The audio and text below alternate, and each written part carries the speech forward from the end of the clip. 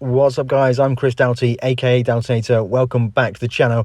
In this video I'm going to teach you everything you need to know about tuning in Gran Turismo 7. Before you head to the tuning shop, you need to first know why you're tuning. What are the restrictions, what are the limitations, and what do you have free reign to tune? So in this example, this is a daily race and the restrictions are as follows. You have to have a road car, you have to have less than 295 horsepower, your car has to be more than 1200 kilograms, nitrous cannot be fitted, and sports hard tires have to be used. Aside from that, everything else is free. Now let's take a look at the setup options. On this column here, this is exactly how your car is before you enter the menu, and in this column here, this is exactly how the car is when you change a setting and press triangle to go ahead and run the simulation. It will change your PP points, brake horsepower, all of that stuff. Also in the setup menu here, you can add and remove various things that you've bought from the tuning shop, as long as it's possible to do so, like brakes, for example, brake pads. There are some very important things to note. Any of these items listed here cannot be removed from your vehicle. Once you've fitted them, they are there forever unless you buy a new engine or buy a new body for your car. We're going to explain a little bit more about that later in the video. The first thing to do when you start to tune a car from scratch is go to GT Auto. Some of these things in GT Auto have a very small effect on performance points.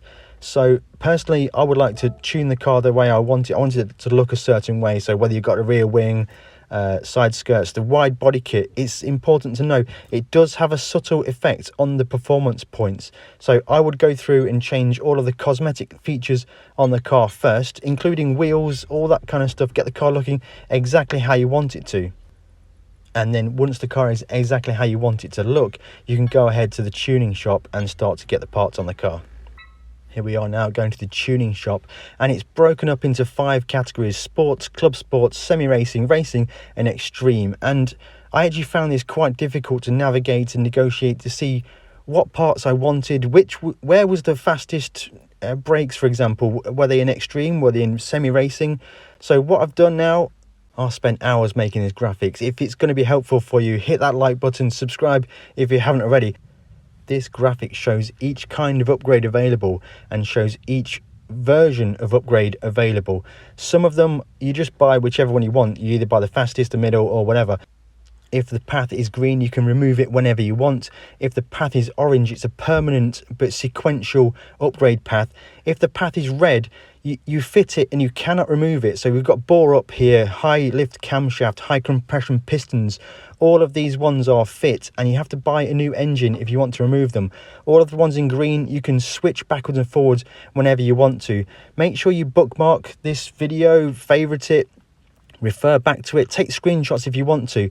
But I thought viewing the upgrades or the tuning options in this way was much more intuitive than the way GT7 has it laid out there. Body rigidity, you have to buy that, you can't remove it. Stroke up, balancing, all of these items, once you buy them, you cannot remove them from your vehicle.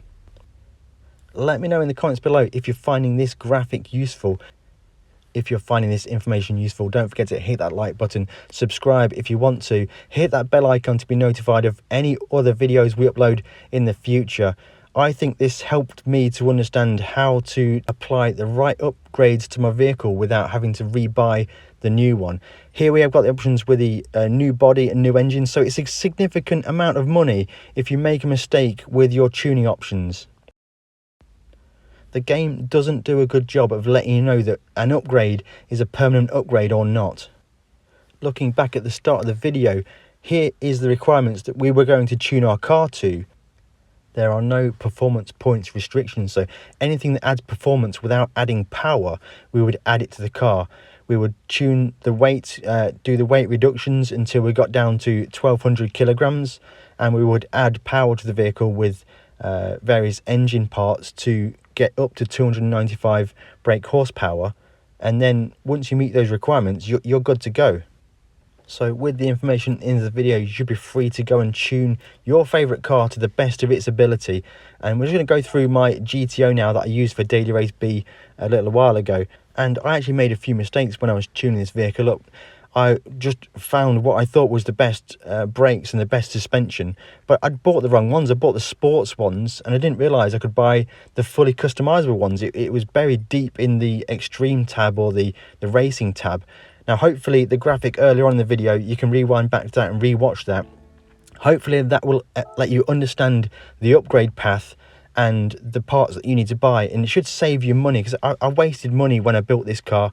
I bought the wrong brakes to start with, I bought the wrong suspension, and hopefully with this video and you see the upgrade path, this is going to help you save money in Gran Turismo 7.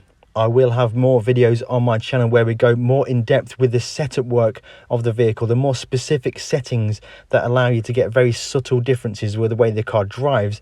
This video was just about tuning the acquisition of parts to improve your performance that way. If you have liked this video, hit that like button, consider subscribing if you haven't already. Also, check out the description for the Race Asylum Discord. There are lots of people in that Discord that will help you get faster in GT7, whether it be driving style or tuning. We're always here to help you. On screen right now will be a link to a video which you may find very interesting. Thank you very much for watching, and we'll catch you in the next one.